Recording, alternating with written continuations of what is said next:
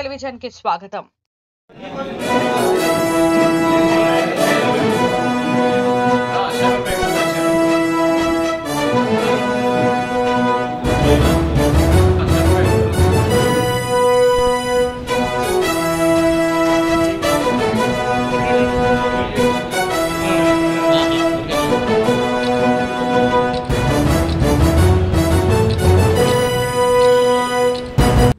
ఈరోజు కళ్యాణదుర్గంలో రాజకీయాలకు పనికిరానటువంటి ఉమామహేశ్వర నాయుడు అనే ఊసరవిల్లి మా ఎమ్మెల్యే గారు అయినటువంటి అమలేరు సురేంద్ర గారి పైన దౌర్జన్యపరుడు దాడులు చేస్తున్నారని చెప్పి నిందలు వేయడం జరిగింది.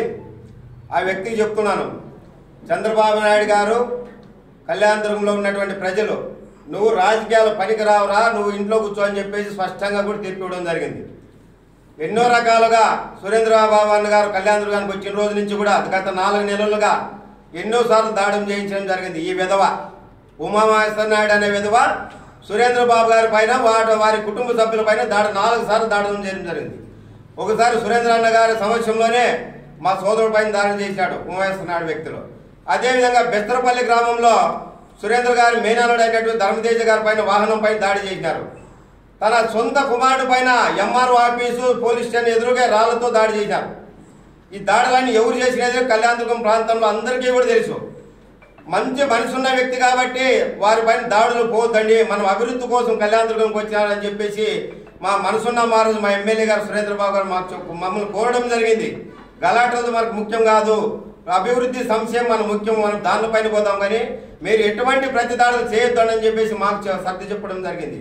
అటువంటి మనసున్న మహారాజు పైన నువ్వు ఈరోజు నువ్వు స్వార్థం కోసం పార్టీలు మారడమే కాదు, ఇక్కడ ఉన్నటువంటి రంగయ్య గారికి ఉన్నటువంటి ఇన్ఛార్జ్ పదవిని నువ్వు కేవలం పీక్కోవాలనే ఉద్దేశంతోనే రంగయ్య గారిని డమ్మింగ్ చేస్తే నాకు ఇన్ఛార్జ్ పదవి వస్తుందని ఒకే ఒక కారణంతో ఈరోజు సురేంద్రబాబు గారి పైన నిందలు వేయడం జరుగుతుంది. నీకు అవసరమైతే వైఎస్ఆర్ కాంగ్రెస్ పార్టీలో ఇన్ఛార్జ్ కావాలంటే చెప్పు, మేము కూడా మా సురేంద్రబాబుతో రికమెండ్ చేయించే నీతో యుద్ధం చేయడానికి మేము సిద్ధంగా ఉన్నాం. అంతేగాని సురేంద్రబాబు గారి పైన ఇంకొకసారి నిందలు వేస్తే గినా నువ్వు ప్రతిపక్షంలో ఉండవు కాబట్టి ఏదో రోజు రోడ్డు పైకి వస్తావు. చట్టం గురించి మీ సైకో జగన్మోహన్ రెడ్డి గారు మాకు బాగా నేర్పించినారు ఏ రకంగా చేయాలనేది. అదే చట్టాన్ని ఉపయోగించి నీకు ఎక్కడ ఏ రకంగా బుద్ధి చెప్పాలో చెప్పడానికి మా కార్యకర్తలంతా కూడా సిద్ధంగా ఉన్నారు. కాబట్టి జాగ్రత్త. ఇంకొకసారి మా ఎమ్మెల్యే గారి పైన వారి కుటుంబం పైన ఎక్కడే కానీ నోరు జారితే నోరు అదుపులో పెట్టుకో, ఇంకొకసారి నోరు జారితే మాత్రం జాగ్రత్త తస్మత్ అని చెప్పేసి ఈ ఉమామహేశ్వర నాయుడు అనే వ్యక్తికి హెచ్చరిస్తున్నా. గతంలో కూడా చూశావు, నువ్వు 25 సంవత్సరాలు పార్టీలో పనిచేసినటువంటి నన్ను కేవలం ఓటు అడిగినందుకు 5 సంవత్సరాలుగా నువ్వు పార్టీ ఇన్ఛార్జ్గా ఉన్నా మా గ్రామంలోకి అడుగు పెట్టినలేదు నిన్ను.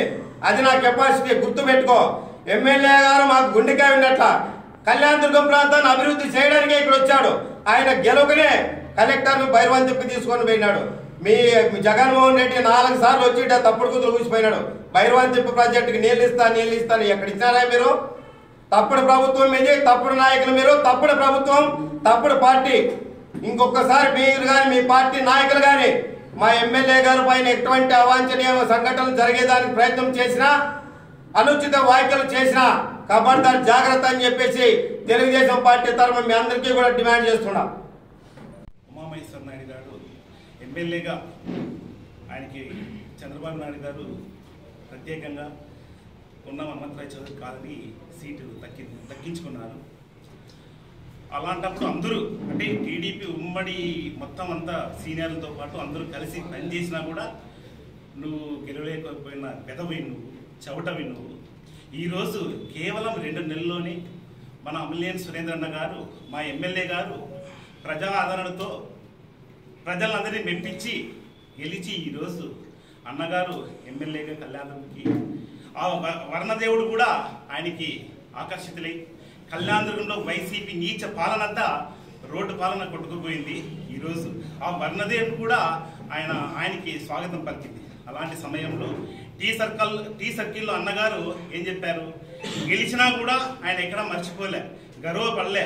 మైక్ తీసుకుని అదే విధంగా అదే టీ సర్కిల్లో నేను ఏదైతే చెప్పానో అదే చేయాలి, అభివృద్ధి చేయాలి, కక్ష సాధింపు చేయనని చెప్పాను. నువ్వు సైకో జగన్ అని చెప్పి నువ్వు సైకోగా మారినావు. కళ్యాణదుర్గంలో సైకో అంటే ఉమామహేశ్వర నాయుడు అని నిరూపణ చేసుకుంటున్నావు. నువ్వా మాట్లాడేది? నువ్వు వార్డు మెంబర్ కూడా ఇంతవరకు వెళ్ళలేదని ప్రతి ఒక్కరు చెప్పుకుంటున్నారు. నువ్వేది నువ్వు మాట్లాడేది?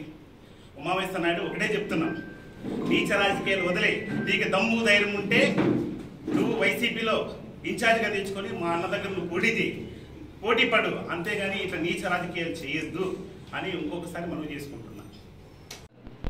వాస్తవంగా మనమంతా చాలా అద్భుతమైన సంతోషంలో ఉన్నాం, చూస్తున్నాం. కానీ విని ఎరగని రీతిలో మన తెలుగుదేశం పార్టీ, జనసేన, బీజేపీ కూటమి కానీ విని ఎరగని రీతిలో అద్భుత విజయాన్ని సాధించింది మన ఆంధ్రప్రదేశ్లో. మేము కానీ ఎవరు ఊహించలేదు.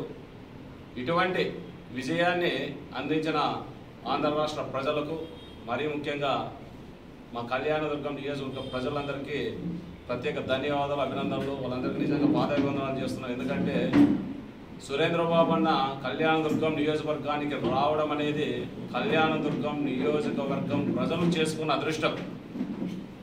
ఆ రోజే చెప్పాం, ఓటు వేసేసారి ఎవరైనా సరే వాళ్ళ స్వార్థం కోసం ఓటు అడుగుతారు రాజకీయ నాయకులు ఎవరైనా.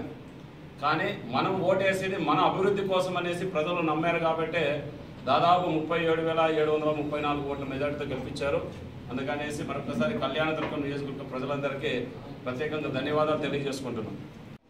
ఎన్నికైన తర్వాత మొట్టమొదటిసారి కళ్యాణదుర్గం విచ్చేస్తున్నప్పుడు చాలా అద్భుతంగా స్వాగతం పలికారు తెలుగుదేశం పార్టీ కార్యకర్తలు, ప్రజలు, నాయకులు. మరి ఇటువంటి సందర్భంలో అది చూసి ఓర్వలేక ఇందాక మా సోదరుడు చెప్పాడు ఊసరవెల్లి ఉమాని. వాస్తవం, ఊసరవెల్లి ఏ విధంగా అయితే రంగులు మారుస్తుందో ఉమామహేశ్వర నాయుడు అనే వ్యక్తి కానీ అలాగే రంగులు మారుస్తారు. ఎగ్జాంపుల్, గతంలో 2019లో ఓడిపోయిన మరుక్షణమే బ్రహ్మసముద్రంలో మండల హెడ్ క్వార్టర్లో ఎన్టీఆర్ విగ్రహానికి నిప్పు పెట్టారు.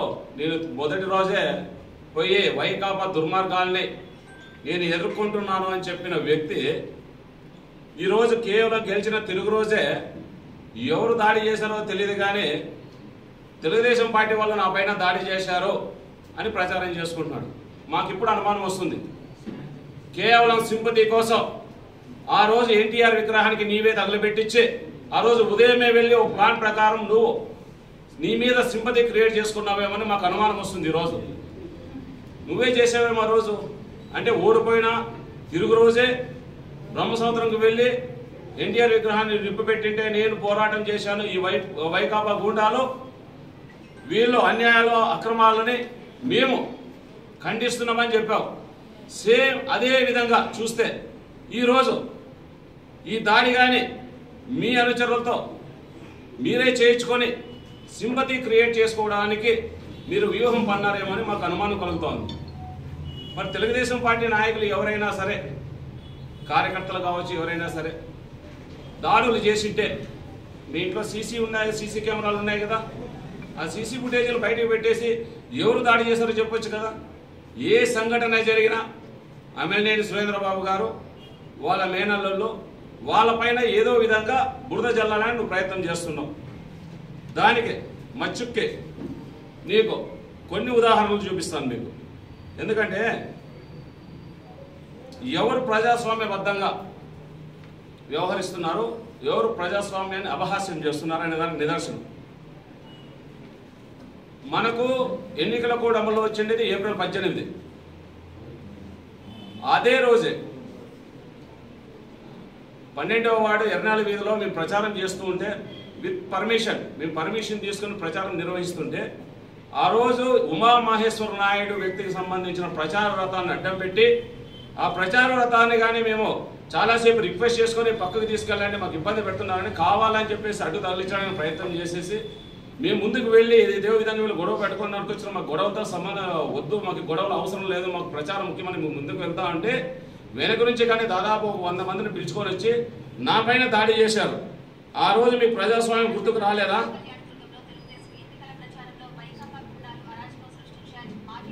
మలైనూరు వడ్డపాలెంలో ప్రచార రథం పైన రాళ్ల దాడి చేశారు.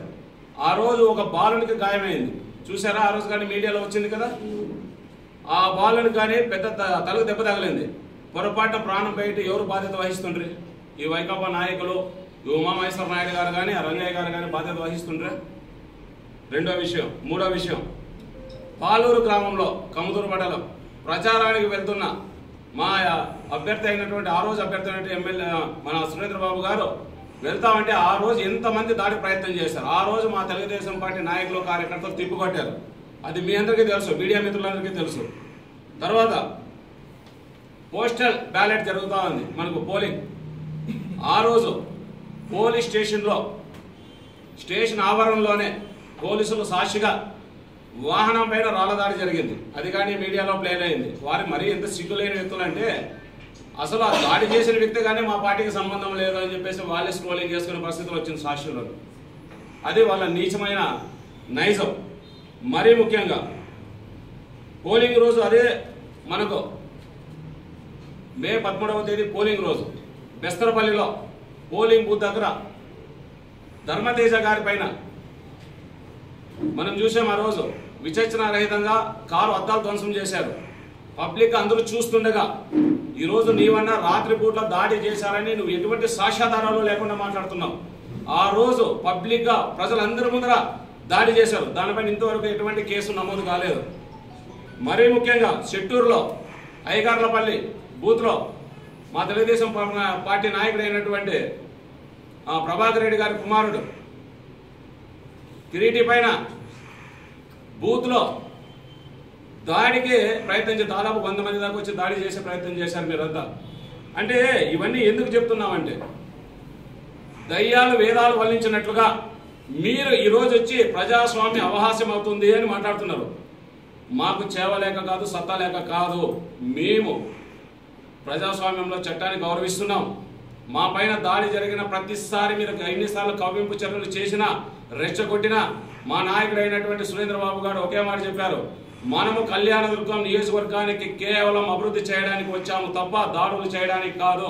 మనకు ప్రతీకార దాడులు అవసరం లేదు, ప్రతీకార చర్యలు వద్దన్నారు. నిన్న జరిగిన ర్యాలీలో టీ సర్కిల్లో ఇదే మాట చెప్పారు. మీరు కానీ ఇది గమనించాలా. ఆయన ఎన్నోసార్లు ప్రచారం సంబంధించిన ప్రచారంలో గ్రామాలు తిరిగేసారి చెప్పేది ఒకే మాటే, ఖచ్చితంగా 114 చెరువులకు నీళ్లు తెస్తాం, రోడ్లు అభివృద్ధి చేస్తాం, ఆదర్శంగా నియోజకవర్గాన్ని అభివృద్ధి చేస్తామన్నారు. కానీ మీరు మాట్లాడేది ఏది? ఎప్పుడు చూసినా రంగయ్య గారు మాట్లాడలేని మాటలు ఉమా గారితో మాట్లాడిస్తున్నారు. మాట అంటే డేరా బాబా అంటున్నావు. ఏ రోజైనా మేము ప్రెస్ మీట్ పెట్టి మాట్లాడామా డేరా బాబా అని? నువ్వు ఎందుకు మాట్లాడుతున్నావు అని అడిగామా? అంటే నాకు అర్థం కాని విషయం ఏమంటే ప్రచారంలో ఒక భాగంగా అన్ని కుల సమ్మేళనాలు, అన్ని కులాలకు సంబంధించిన కుటుంబ సభ్యులు, తెలుగుదేశం పార్టీ కుటుంబ సభ్యులు కావచ్చు, ప్రజలు కావచ్చు, సురేంద్రబాబు గారు ఖచ్చితంగా మా నియోజకవర్గాన్ని అభివృద్ధి చేస్తారన్న ఉద్దేశంతో సమ్మేళనాలకి స్వచ్ఛందంగా పెద్ద ఎత్తున వచ్చారు. అంటే నువ్వు ఎప్పుడు చూసినా డేరా బాబా అసాంఘిక కార్యక్రమాలకు పాల్పడే సంఘాల కుల నాయకులు కావచ్చు, ప్రజలు కావచ్చు, కుల సంఘాలు కావచ్చు, వీళ్ళంతా అసాంఘిక శక్తులా నీ దృష్టిలో? ఉమామహేశ్వర నాయుడు గారు దీనికి సమాధానం చెప్పాలి. మీరు ఎన్నోసార్లు కవ్వింపు చర్యలకు పాల్పడ్డారు, అయినా మేము ఎక్కడా ప్రతిదాడి చేయలేదు. చట్టాన్ని మీరు గౌరవిస్తున్నారా? మేము గౌరవిస్తున్నాము. ఈరోజు నీ వంతుకు నీవే నీ ఇంటిపైన దాడి చేసుకొని కేవలం అందరితోన సింపతి కోసమే నువ్వు ఈ ప్రయత్నం చేస్తున్నావు. గతంలో తెలుగుదేశం పార్టీలో ఉన్నప్పుడు 2019లో ఓడిపోయినప్పుడు ఇదే విధంగా ఎన్టీఆర్ విగ్రహాన్ని నింపబెట్టినప్పుడు ఇదే చేశావు. ఈ రోజు ఎక్కడ అవకాశం లేదని చెప్పేసి నీ ఇంటిపైన నువ్వే దాడి చేయించుకొని మీరే ఆలోచన చేయండి. కరెక్ట్ ఇంత సిచ్యువేషన్ జరుగుతున్నప్పుడు తన కాంపౌండ్ వాళ్ళు పగలగొట్టుకొని గేట్ పెట్టాలన్నా ఏదో ప్రయత్నం చేస్తూ నీవే అన్నీ చేసేసుకొని కావాలని చెప్పేసి మా మీద బురద చెల్లడం కాదు ఇది. నిజంగా ధర్మతేజ గారు కావచ్చు, అవినాష్ గారు కావచ్చు, ఇంకా ఎవరైనా సరే ఆ రాళ్ళ దాడి చేసి ఉంటే నువ్వు సీసీ కెమెరా ఫుటేజ్ బయటికి పెట్టు. నీ ఇంట్లో సీసీ కెమెరాలు ఉన్నాయి కదా, ఎందుకు పెట్టలేకపోతున్నావు? అంటే కేవలం సింపతి క్రియేట్ చేయాలి. మరీ ముఖ్యంగా మీకు ఒక మీడియా మిత్రులకు ఒక ముఖ్య విషయం చెప్పాలా. నేను జగన్ గారు కళ్యాణదుర్గంకి వచ్చినప్పుడు వీడియో తీస్తున్నా. ఈనాడు విలేకరి, కళ్యాణదుర్గం వినాయుడు విలేకరి అయినటువంటి రమేష్ గారి పైన దాడి చూసాం కదా. ఆ రోజు రంగయ్య గారు ఏమైనా ఖండించారా? ప్రజాస్వామ్యం గురించి మాట్లాడుతున్నారు, చట్టం గురించి మాట్లాడుతున్నారు, సంతోషం. మరి ఎందుకు ఆ రోజు ఖండించలేదు? ఒక విలేకరుల పైన, జర్నలిస్టు పైన దాడి జరిగితే మీరు ఎందుకు దాన్ని ఖండించలేదు? కేవలం మీరు స్వతహాగా మీ పైన మీరే ఆలోచిస్తున్న సింపతి క్రియేట్ చేసినప్పుడు మాత్రమే మీకు ప్రజాస్వామ్యం గుర్తొస్తుంది అనేసి ఈ సందర్భంగా మిమ్మల్ని క్వశ్చన్ చేస్తుంది. తెలుసో తెలియకో 2019లో ఆయనకి తెలుగుదేశం పార్టీ టికెట్ ఇచ్చినప్పుడు తెలుగుదేశం పార్టీ రాష్ట్రంలో ఎప్పుడూ లేనంత ఘోరంగా ఓడిపోయి కేవలం 23 సీట్లకే పరిమితమైంది. మేము చాలా బాధపడ్డాం, ఎందుకు ఇంత దారుణంగా ఓడిపోయిందని. కానీ ఆయనకి ఎమ్మెల్యే టికెట్ ఇస్తేనే తెలుగుదేశం పార్టీ 23 సీట్లు ఓడిపోయింది. అదే ఉమామహేశ్వర నాయుడు గారు ఈరోజు వైకాపాలో చేరాడు. ఈరోజు రాష్ట్రంలో వైకాపా పరిస్థితి ఏమి? కేవలం 11 సీట్లకే పరిమితమైంది. ఆ విషయంలో ఆయనకు థ్యాంక్స్ చెప్పాలా. మంచి పని చేశావు బాబు నువ్వు, ఉమామహేశ్వర నాయుడు గారు, మీరు చాలా మంచి పని చేశారు. నీ పాదం చాలా మంచిది, అందుకే నువ్వు అందుకే మా సురేంద్ర అంటే నువ్వు డెరా బాబా అన్నావు. మరి నిండి ఏ బాబా అనాలో మా పిల్లలు అంటున్నారు పక్కన.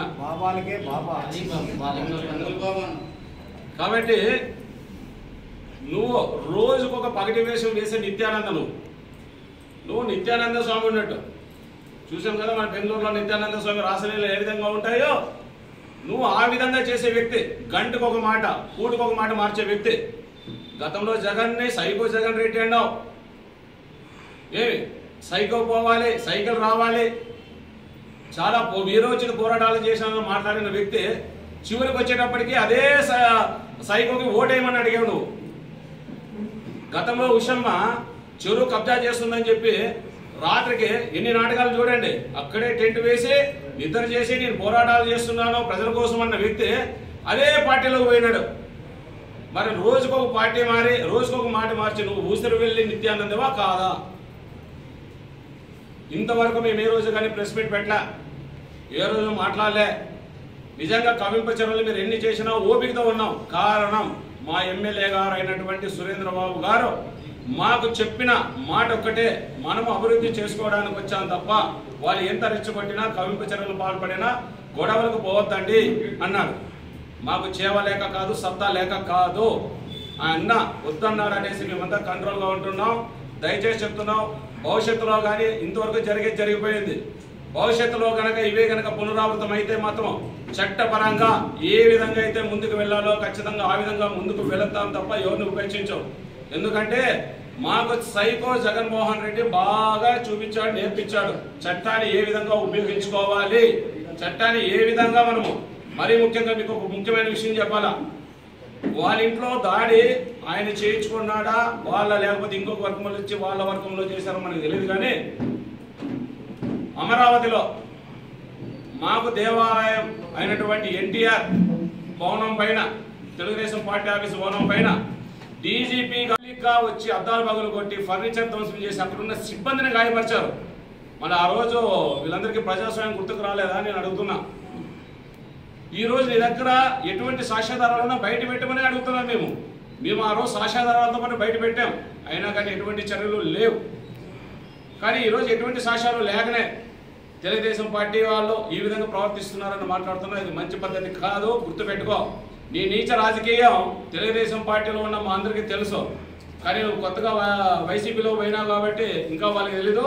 వాళ్ళు కానీ తొందరలోనే నీ గురించి పూర్తిగా తెలుసుకొని నీకు అక్కడ కానీ ఏది పుట్టుకత లేకుండా అవుతాయి. ఎందుకంటే నీ యొక్క క్యారెక్టర్ అటువంటిది కాదు, ఎవరిని ఓర్చే గుణం కాదు ఇది. కాబట్టి అది ఎక్కువ రోజులు కానీ వాళ్ళు కానీ వీళ్ళని తొందరలో తెలుగుదేశం పార్టీ వాళ్ళు తెలుసుకుంటారు. కానీ రంగయ్య గారు కానీ నిజంగా నువ్వు ప్రజాస్వామ్యం గురించి మాట్లాడే వ్యక్తి అయితే, మీరు కానీ ఒక గ్రూప్ 1 స్థాయి అధికారిగా పనిచేశారు. నిజంగా మీరు ప్రజాస్వామ్యాన్ని కాపాడాలంటే ఆ రోజు జగన్ గారు వచ్చినప్పుడు ఎప్పుడైతే విలేకరు పైన దాడి జరిగిందో దాన్ని మీరు రోజు ఖండించి ఎవరైతే అతిగా పాల్పడతారో వారిపైన చట్టపరంగా ఖచ్చితంగా మేమైతే పోరాడతాం తప్ప ఇంకో రకంగా దాడులు పాల్పడము. ఎందుకంటే అది మా నాయకుడు సురేంద్రబాబు గారు మాకు చెప్పిన మాట విధానం కాబట్టి దాన్ని కట్టుబడి ఉంటాము. భవిష్యత్తులో ఇంకొకసారి ఎప్పుడైనా సరే మన ఉమామహేశ్వర నాయుడు గారు కావచ్చు, రంగయ్య గారు కావచ్చు, మీరు ఏదైనా ఉంటే డైరెక్ట్గా రండి, మాట్లాడదాం, సమాధానం చెప్పగలుగుతాం. మేము అనవసరంగా లేనిపోని ఆరోపణలు చేస్తూ మీరే దాడులు పాల్పడి కవింపచర్యలు పాల్పడతాం మాత్రం తగిన సమయంలో మేము కానీ తగిన గుణపాఠం చెప్పడానికి సిద్ధంగా ఉన్నామనేసి సందర్భంగా తెలియజేస్తున్నాం.